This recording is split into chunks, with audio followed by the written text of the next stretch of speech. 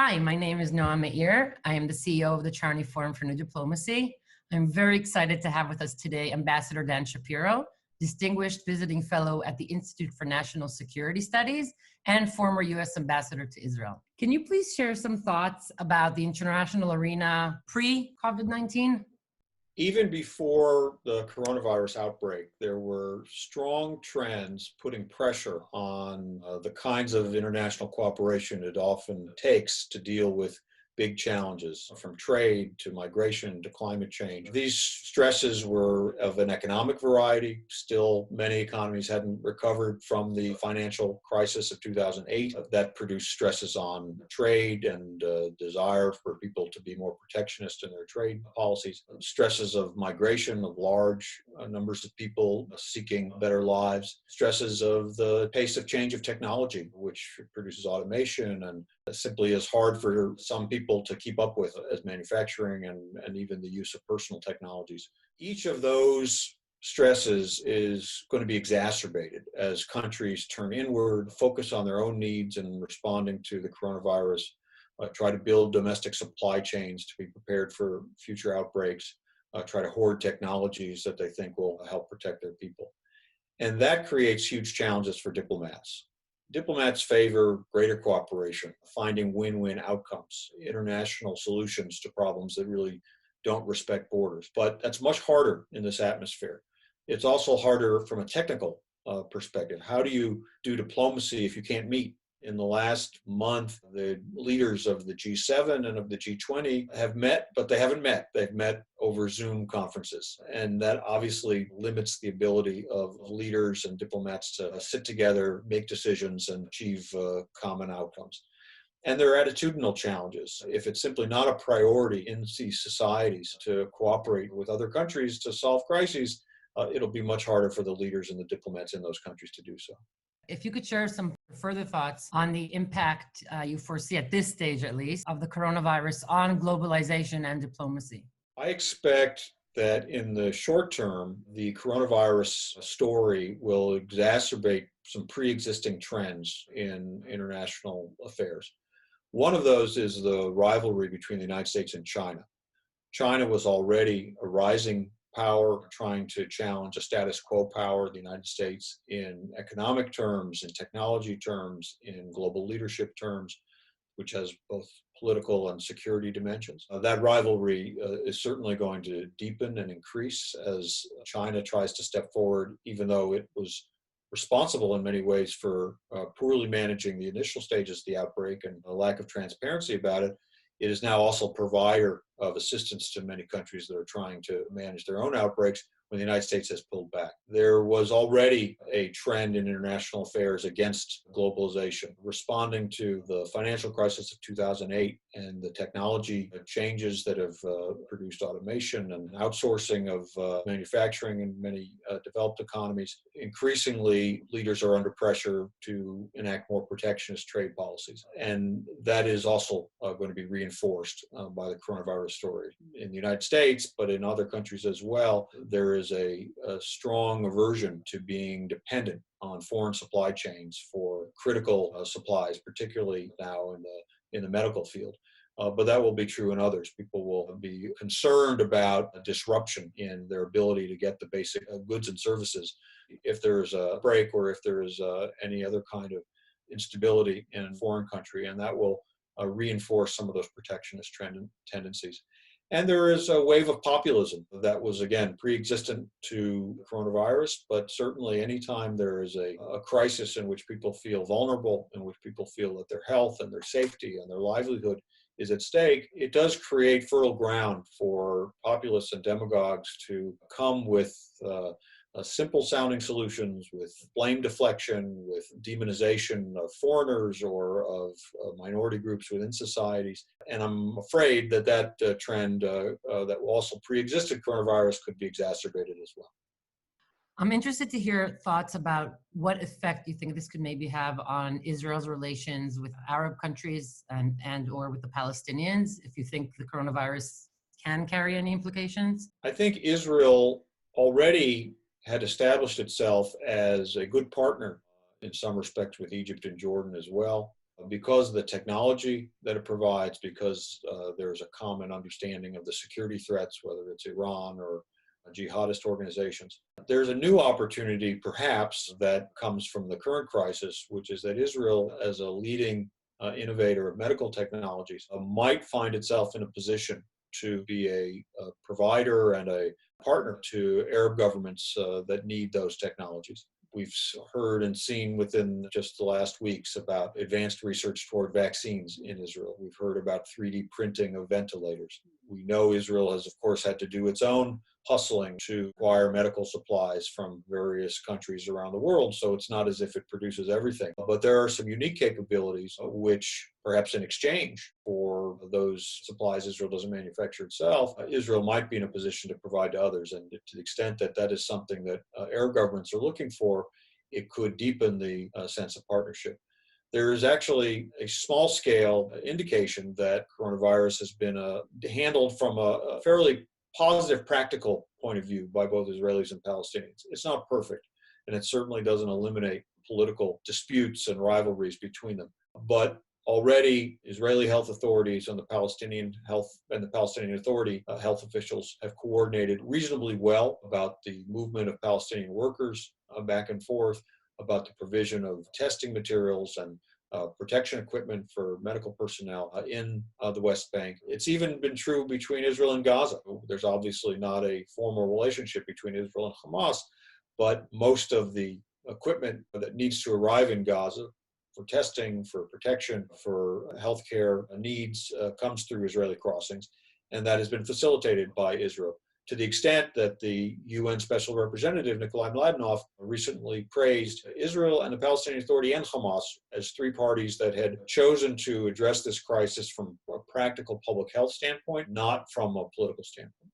Winston Churchill famously said, "Never let a good crisis go to waste." If I could hear more from you about possible potential opportunities you think, both regionally and globally, that can come out as a result of the coronavirus.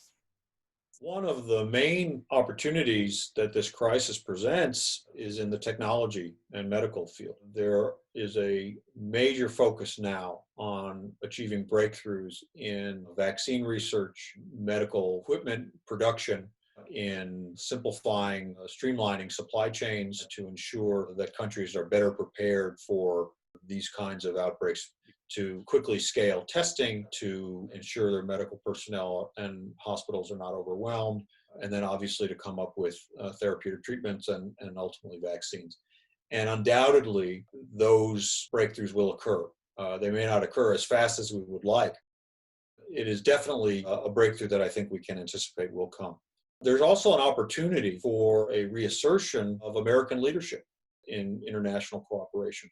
That has not been the approach that President Trump has emphasized. Don't know that that will change while he is president, but certainly there are those within the United States, Vice President Biden is among them, who will be the Democratic nominee, who are preaching the need and seeing the opportunity to reassert American leadership when the world is facing global challenges that don't respect borders, whether that's climate change, whether that's migration, whether that's economic and trade challenges, or indeed whether it's a global pandemic.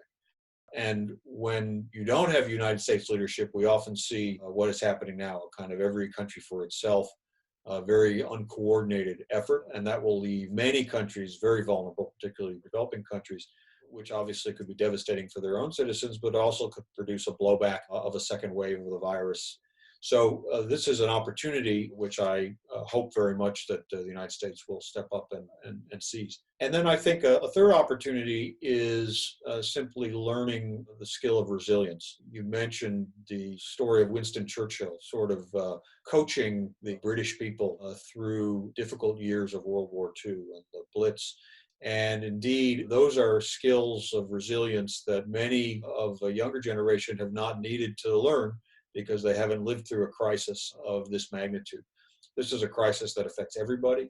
It will affect stability in societies. Governments are going to be under stress, and what will help them get through that stress and have the societies emerge stronger, maybe even to address underlying problems of inequalities that pre-existed coronavirus, is the resilience that people will, of necessity, have to learn to get through this period. Do you foresee the continued weakening of government as a result of the coronavirus, alongside the strengthening of non-government actors and civic society?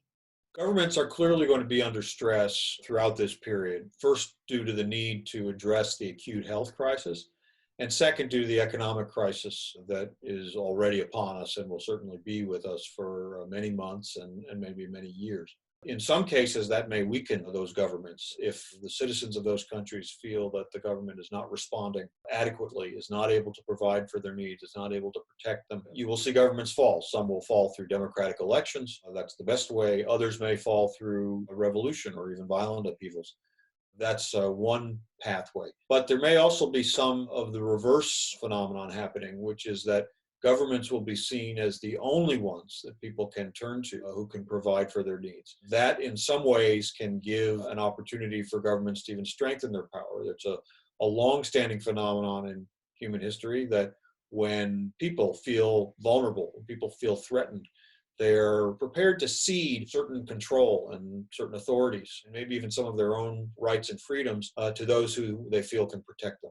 The United States experienced this after the 9/11 attacks, when there was a dramatic increase in government surveillance and security searches at airports and the like. For the most part, the American people accepted as a necessity to ensure safety from terrorist threats, even to the extent that it may have gone farther than many people were comfortable with, and then there were some years of beginning to roll it back. There could be a similar phenomenon around coronavirus, one example being the Israeli government's decision to use the Shin Bet security services to do cell phone monitoring in order to track the spread of the virus and where people who have been positively tested have been and who they may have been in contact with. Again, the purpose is benign, but it's a ceding of a certain degree of privacy and a right that so far Israelis have decided they will live with, but could be certainly, at least in theory, open to abuse.